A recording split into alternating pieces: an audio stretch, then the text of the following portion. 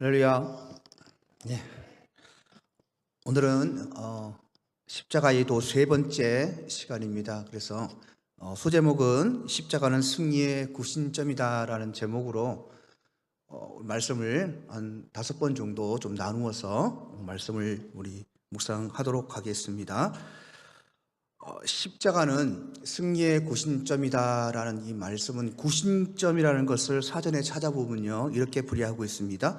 어떤 조직이나 활동 그것들이 유지되고 발전하는 데 있어서 중심되는 핵심적인 요소의 역할을 하는 것이다라고 얘기하고 있습니다. 자, 그리스도인들에게 이 승리라는 단어는 굉장히 중요합니다. 왜냐하면 구원을 받느냐, 구원을 못 받느냐, 천국에 가느냐, 지옥에 못 가느냐에 승패가 달려 있습니다. 누구와의 싸움에서 승리해야 됩니까? 사탄입니다, 여러분. 사탄과의 싸움에서 패배라는 것은 곧 그리스도인들에게는 영원한 죽음을 의미합니다. 그래서 사단들에게는 우리는 날마다 승리해야 됩니다. 승리하고 그래서 하나님이 부르시는 그날까지 승리의 삶을 살다가 하나님 곁으로 가야 됩니다. 그런데 사단과의 싸움에서 승리하기가 참 쉽지가 않습니다. 그래서 하나님이 우리에게 십자가를 주셨습니다. 이 십자가는요, 이 사단에게 승리할 수 있는 구심점이 됩니다. 반드시 십자가를 거쳐가야 사단과의 싸움에서 승리할 수 있다는 말씀입니다. 자, 하나님께서는 우리에게 승리의 구심점인 십자가를 주셨는데 오늘 본문을 잠깐 보겠습니다. 오늘 본문에 보면 그리스도께서 너희를 사랑하신 것 같이라고 얘기합니다. 자, 그리스도께서 우리를 사랑하셨는데 어떻게 사랑하셨습니까? 말로만 사랑하셨습니까? 아닙니다. 표현하셨잖아요. 행함으로 십자가 위에서 우리를 위하여 돌아가셨습니다. 그래서 우리를 향한 사랑을 확증했다고 성경은 말씀하고 있습니다. 그래서 너희를 사랑하신 것 같이라는 이 가치는, 사랑은 십자가를 의미합니다. 그러면서 뒤에 말씀합니다. 너희도 사랑 가운데서 행하라. 예수님이 너희들을 사랑한다고 십자가에서 죽었으니까 너희도 예수님을 사랑하면 십자가 위에서 죽으라라는 말씀입니다. 그래서 그 뒤에 보면 그는 우리를 위하여 자신을 하나님께 드리신 바, 그는 예수님이시잖아요. 드리신 바 향기로운 제물과 뭐라 합니까? 희생 제물이 되었다 얘기합니다. 그래서 십자가를 여러분 향기로운 제물과 희생의 제물로 표현하고 있습니다. 향기는 굉장히 좋은 냄새를 얘기하죠. 발꼬락내 이런 걸 향기라고 얘기하지 않습니다. 꽃냄새 또는 향수 냄새 이런 것이 있습니다. 사람에게 참 특이한 게요, 그 사람에게 향기가 있더라고요. 저는 저희 집사람 향기를 참 좋아합니다. 뭔가가 있습니다. 다 아시죠? 식구는 또 식구끼리 그 고유의 향기가 있어요. 냄새라면 좀 그렇지 않습니까? 사람인데. 그런데 이상하게 집사람이 베개를 베고 누웠다가 일어나서 출근하잖아요. 그러면 제가 그 자리에 좀 누우면 베개에서 집사람 냄새가 나는데 참 마음이 편합니다. 하나님은요, 예수님의 십자가를 향기로운 제물이라 얘기합니다. 하나님께서 이 향기를 맡으시고 기뻐하신다고 말씀하시는 겁니다. 십자가는 하나님께 향기로운 향기 같은 제물입니다. 그리고 뒤에 얘기하듯이 희생의 제물, 하나님 앞에 드리는 제물 중에 나의 희생이 여러분 가장 큰 제물입니다. 그래서 오늘 본문은 우리가 사단에게서 승리할 수 있는 방법, 십자가가 무엇이냐에 대해서 제시하고 있습니다. 십자가는 하나님을 사랑하는 방법이고, 십자가는 향기로운 제물이고 하나님을 기뻐하게 만드는 것이고, 십자가는 희생의 제물이라고 말씀하고 있습니다. 자, 그렇다면 우리가 사단에게 승리해야 되는데 조금 좀 깊이 들어가서 무엇을 승리해야 되는 것인가? 어떤 것을 승리해야 되는 것인가? 추상적으로 사탄에게 이겨야 된다 이것이 아니라 무엇에 대해서 승리해야 되는지를 확실하게 여러분 머릿속에 딱 알고 계셔야 됩니다. 그래서 그것을 5가지로 나누었는데요. 오늘은 첫 번째 시간을 갖겠습니다. 자, 우리가 사단에게 승리해야 될 곳이 어디냐면 바로 여러분 광야입니다. 광야. 십자가는 광야에서의 승리의 구심점입니다.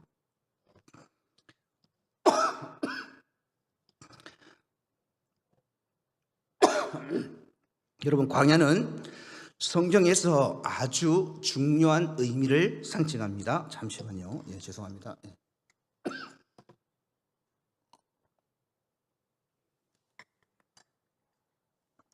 광야는 하나님이 우리를 연단하시고 훈련하는 장소이고 또 백성을 시험하시고 신앙을 성장시키는 공간이기도 합니다. 또한 하나님의 기적과 보호하심이 나타나는 곳이기도 합니다. 그리고 광야는 여러분, 이런 말하면 좀 믿으실지 모르겠는데 하나님의 축복의 통로입니다. 좀 쉽게 말하자면 광야에 우리가 있지 아니하면 하나님의 축복을 받지 못한다는 것입니다. 광야는 인간의 연약함과 하나님의 공급하심을 동시에 보여주는 장소로서 성경에서 등장하고 있습니다. 신약에서는 출애굽하는 이스라엘 백성들을 광야에서 40년 동안 하나님께서 먹이시고 입히시고 공급하신 것을 볼 수 있고요. 또 신약에서도 광야가 나오죠. 바로 우리 예수님이 사단에게 시험받았던 그 광야. 성경에서는 신약과 구약에서 이 2가지를 광야로 표현하고 있습니다. 이 2가지는 모두 하나님께서 인간을 돌보시고 훈련하시며 그들의 신앙을 성장시키시는 과정이며 이러한 광야에서 사단과의 싸움에서 어떻게 승리하실 건가에 대한 방법을 제시하고 계십니다. 여러분, 우리는 인생을 광야라고 표현합니다. 모두가 광야에 있습니다. 그것은 그리스도인만이 아닙니다. 광야를 십자가로 표현하자 그러면 세상 사람들도 십자가가 있습니다. 예수 믿는 사람만이 있는 것이 아닙니다. 여러분, 예수님 안 믿고 나가서 살면은 십자가 없이 고통 없이 고난 없이 살아갈 수 있을 것 같습니까? 천만의 말씀입니다. 믿지 않는 사람도 그만의 십자가가 있고 그 표현이죠. 그리스도인들의 표현이죠. 그리스도인들에게도 십자가가 있지만 이 십자가 2개의 차이는 무엇이냐면 세상의 십자가는 고통과 고난과 죽음뿐입니다. 그러나 그리스도인들에게 십자가는 고통과 고난이 똑같이 있다 할지라도 그것은 우리에게 축복이고 우리에게 영생을 주는 매개체라는 것입니다. 그래서 귀양 십자가 지는 것, 예수님의 십자가를 지는 것이 낫다는 것입니다. 여러분, 인생의 광야는 누구도 원하지 않는 곳입니다. 누가 어렵길 바라고, 누가 고통스럽길 바라고, 누가 아프길 바랍니까? 저도 그게 싫은데요. 사람은 다 똑같습니다. 광야는 우리가 살 수 있는 그 어떠한 자원도 환경이 주어지지 않는 곳입니다. 광야를 여러분 4절에서 찾아보면 뭐라고 표현하냐면 아무것도 없는 넓은 땅이라고 표현합니다. 그래서 여러분, 우리의 인생에 있어서 우리의 삶에 뜻하지 않는 광야가 들어닥칩니다. 인생의 위기 여러 가지가 있겠죠. 직장을 잃고 사업에 실패하고 가난과 외로움에 시달리고 또는 육신이 아파서 질병과 싸우고 원하지 않는 사고를 통해서 고통을 당하고 사람과의 관계가 단절됨으로 고통받고 또 그리스도인들은 신앙의 침체를 통해서 광야의 길에 들어서는 경우들이 많습니다. 삶이 무너지고 친한 사람으로부터 배신을 받고 친구나 부모로부터 버림받고 소중한 가족을 잃어버리는 이런 광야, 이 광야에 우리 모두가 놓여 있지만은 이런 광야를 즐거이 기뻐이 받아들일 수 있는 사람은 아무도 없다는 것입니다. 사랑하는 성도 여러분, 광야가 주는 이 메마른 곳에서 광야만 생각하면 있고 싶지 않는 장소, 아무것도 없는 장소. 이스라엘 백성들의 광야는 여러분 어땠습니까? 낮에는 불볕더위, 밤에는 영하권에 이르는 추위, 길을 알 수 없는 사막들이 펼쳐져 있고 그곳에 독사, 들짐승들 엄청난 많은 위험에 노출되어 있고 먹을 것 없고 마실 것 없는 곳이 광야였습니다. 그래서 이스라엘 백성들은 그들 스스로가 할 수 있는 것이 아무것도 없었습니다. 광야를 보면 고통밖에 없는 것 같고 고난밖에 없는 것 같습니다. 세상 사람들은 그렇습니다. 그러나 여러분, 그리스도인들에게는 그 광야는 또 다른 시선으로 바라보면 다른 얼굴이 있다는 것입니다. 광야는 하나님의 임재가 있습니다. 그 광야에는 하나님과의 만남이 있고 그 광야에는 하나님의 얼굴을 보는 은혜가 있습니다. 그래서 이 사단이 그 광야 속에서 우리가 하나님을 만나고 하나님의 임재를 체험하고 하나님을 보고 만지는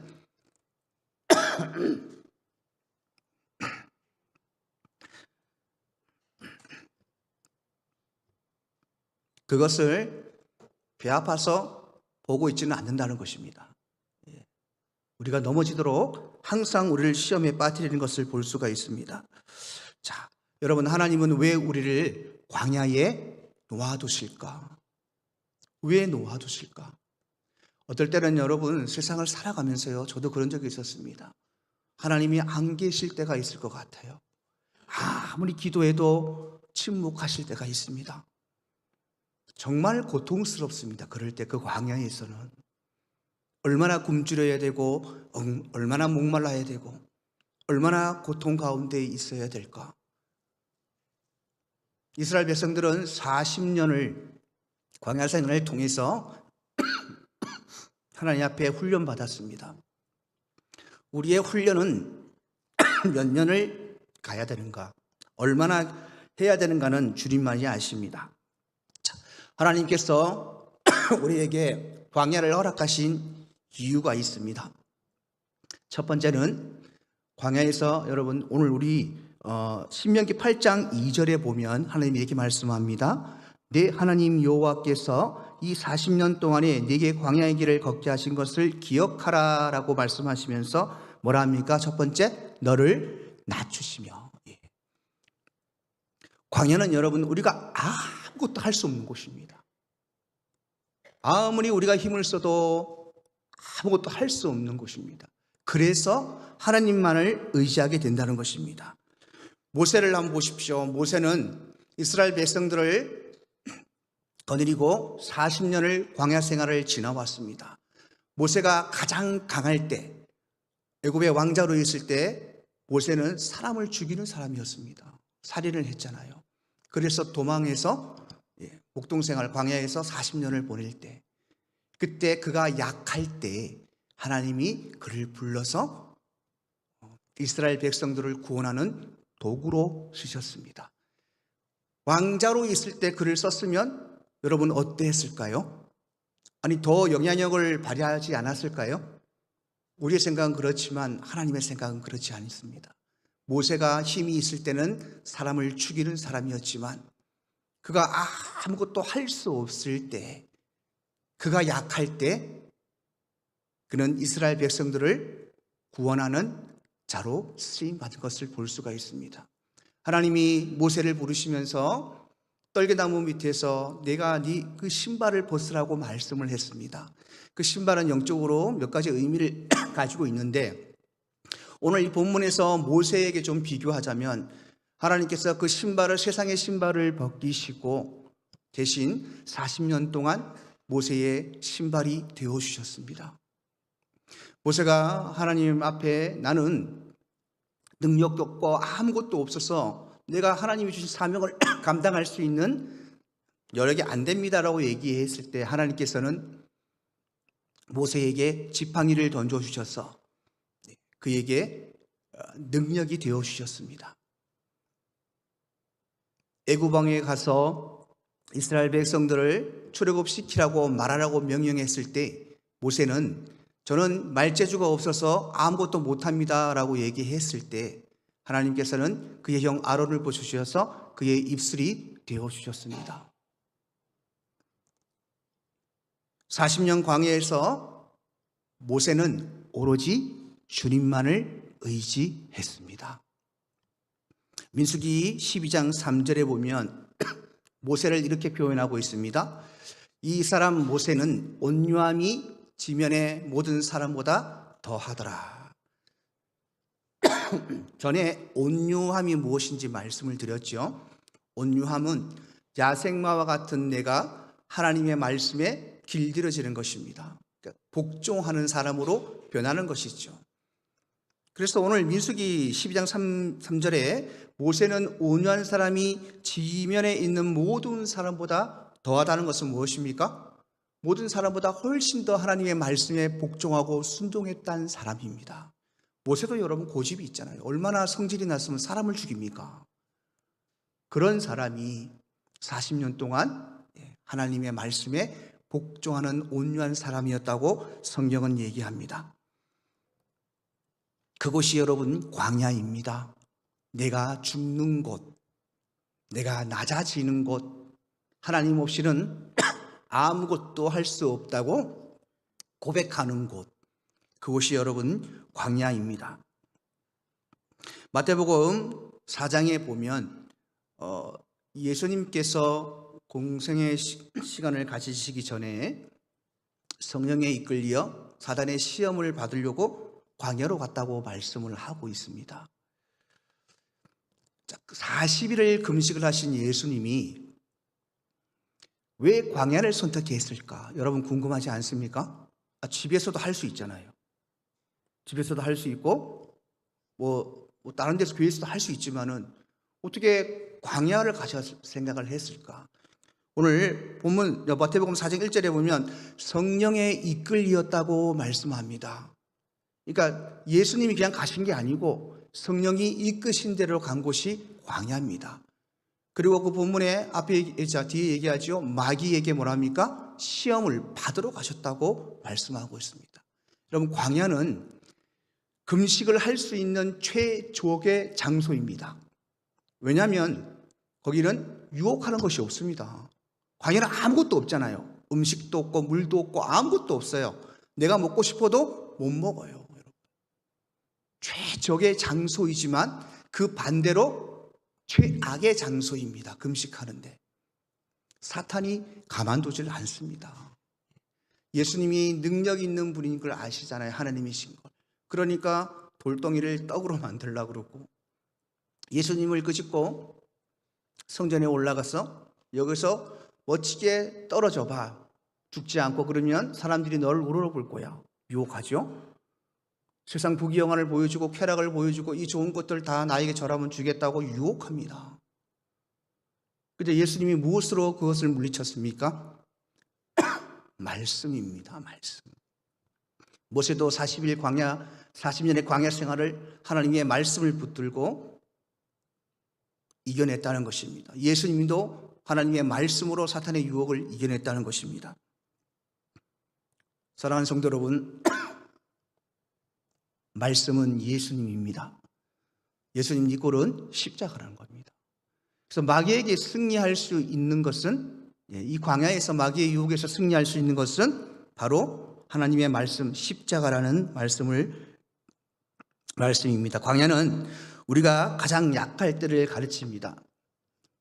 약할 때 강함 되시다는 이 말씀이 여기에 여러분 적용될 수가 있습니다. 그래서 십자가는 광야에서 사단에게 승리할 수 있는 구심점입니다. 사탄은 우리가 낮아져서 하나님의 마음을 갖는 신앙을 갖는 것을 싫어합니다. 그래서 이 사단과 싸워서 승리할 수 있는 유일한 구심점이 십자가라는 겁니다. 그리고 하나님은 광야에서 우리를 낮추시기 위해 광야를 허락하신다는 사실을 여러분 기억하십시오.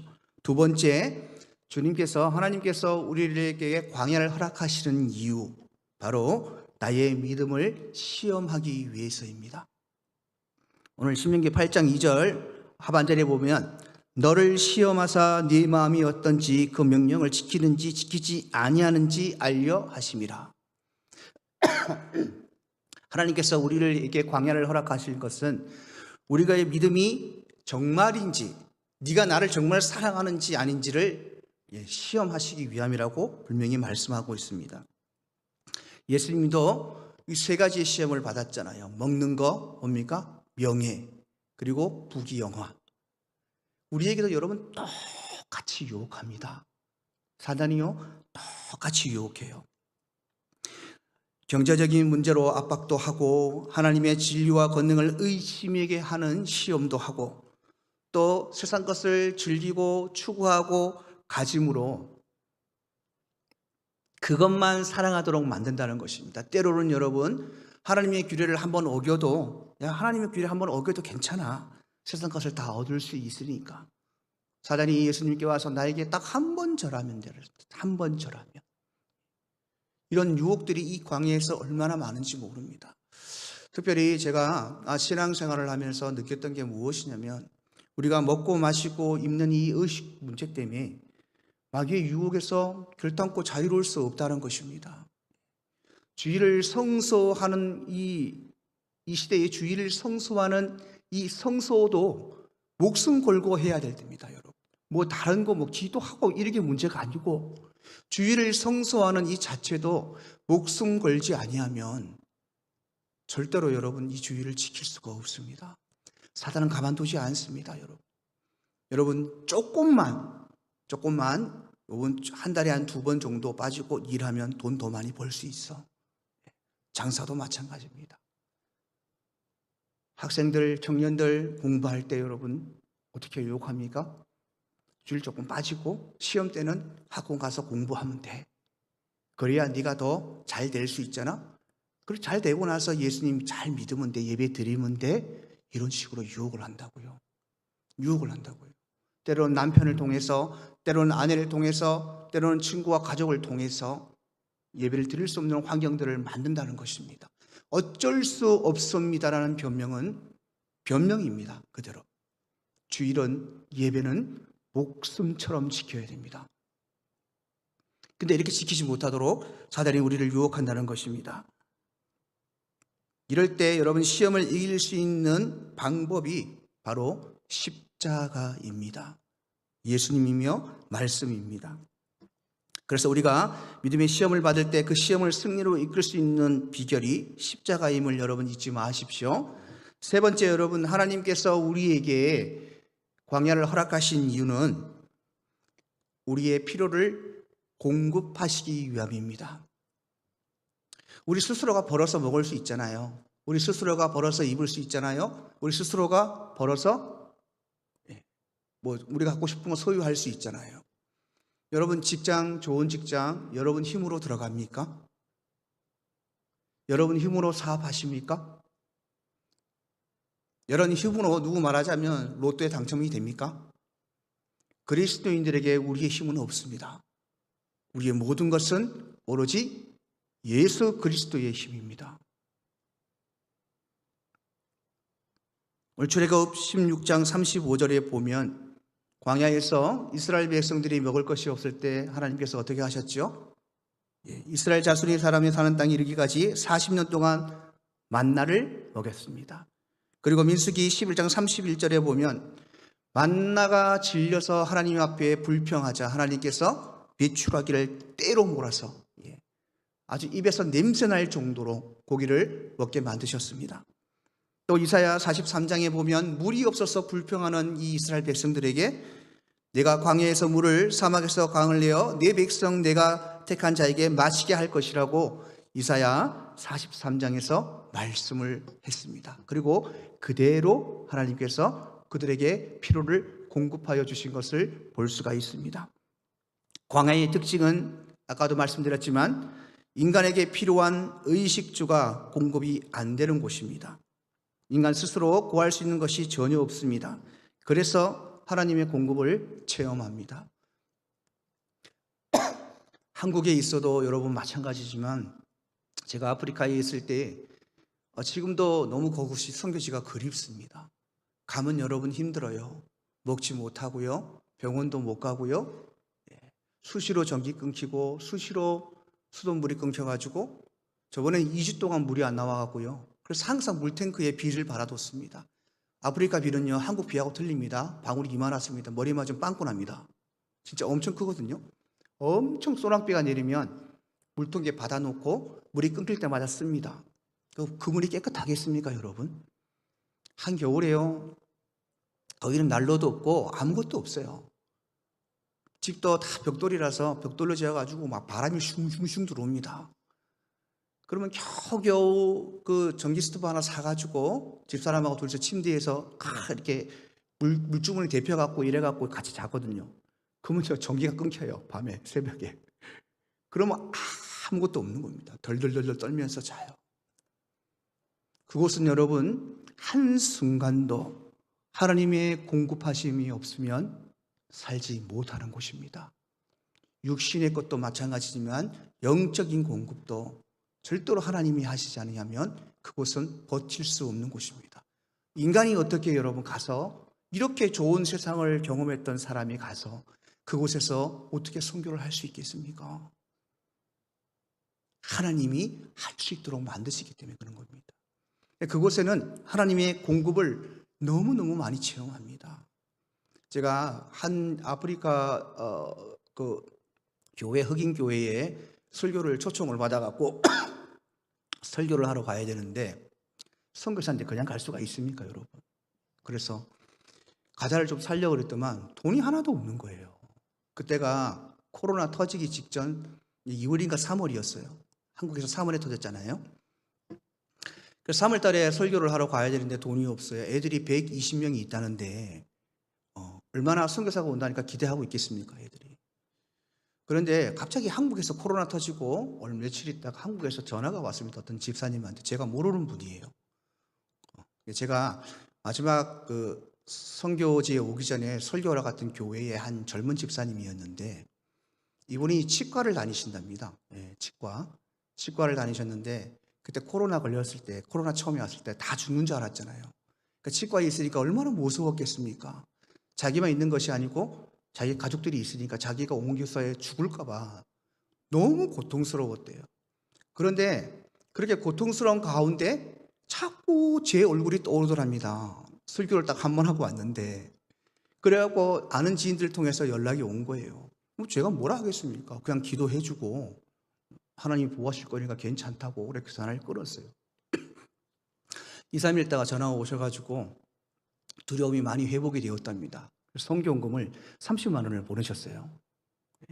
그거 갖고 뭐 했겠습니까, 여러분? 그거 갖고 뭐 할게요? 네, 아프리카에 그 교회 가기 전에 과자를 200개를 사가지고 왔습니다. 애들이 얼마나 좋아하는지 모릅니다. 어른들이 더 좋아합니다. 과자 하나 주니까. 그거 보셔야 돼요, 여러분들. 여러분, 하나님이 그렇게 공급하십니다. 그 사람이 나를 언제 봤다고 내가 막 떠올라요. 그리고 저를 찾아서 전화할 이유가 없어요. 그건 하나님이 하시는 거지.